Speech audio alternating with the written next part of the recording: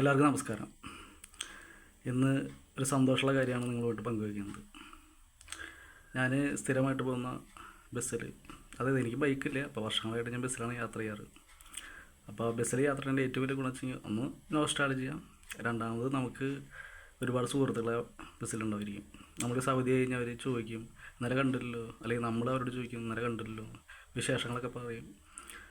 അപ്പോൾ ഞാൻ അങ്ങനെ പോകുന്ന സമയത്ത് അതിലൊരു ചേച്ചിയും ചേട്ടനും സ്ഥിരമായിട്ട് കയറാറുണ്ട്. അപ്പോൾ അവർ തമ്മിൽ എന്തോ ഒരു കണക്ഷനുള്ള പോലെ എനിക്ക് തോന്നിയിട്ടുണ്ട്. കാരണം വളരെ മോശമായിട്ടല്ല, മാന്യമായിട്ട് അവർ കണ്ണുകൾ കൊണ്ട് സംസാരിക്കുകയും അങ്ങനെയൊക്കെ തോന്നാറുണ്ട്. അപ്പോൾ അവരെ ഞാൻ ശ്രദ്ധിക്കാറുണ്ട്. ആ ചേച്ചി ഏറ്റവും മുൻ സീറ്റിലായിരിക്കും, ഈ ചേട്ടൻ ഇവിടെ ഇരിക്കും. അപ്പോൾ അതിങ്ങനെ മാസങ്ങളോളം ഞാൻ ശ്രദ്ധിക്കാറുണ്ട്. പിന്നീട് ഒരാഴ്ച വരെ കാണാണ്ടായിരുന്നില്ല. പക്ഷേ ഇന്നലെ യാദൃശ്യമായിട്ട് കണ്ടു. അവർ വിവാഹം കഴിഞ്ഞു. ചേച്ചി ചേട്ടനിപ്പോൾ ഒരുമിച്ചാണ് ബസ്സിൽ വരുന്നത്. ഈ കണ്ടപ്പോൾ സന്തോഷം തോന്നി. കാരണം വെച്ച് കഴിഞ്ഞാൽ ബസ്സിലുണ്ട് പരിചയപ്പെട്ടു, ഒരു പ്രണയം ഉണ്ടായി. പിന്നീട് അവർ വളരെ മാന്യമായിട്ട് വിവാഹം കഴിച്ച് വളരെ സന്തോഷത്തോടെ പോകുന്നു. അപ്പോൾ അവർ അറിയില്ല ഞാൻ അവരെ ശ്രദ്ധിക്കേണ്ടതെന്ന്.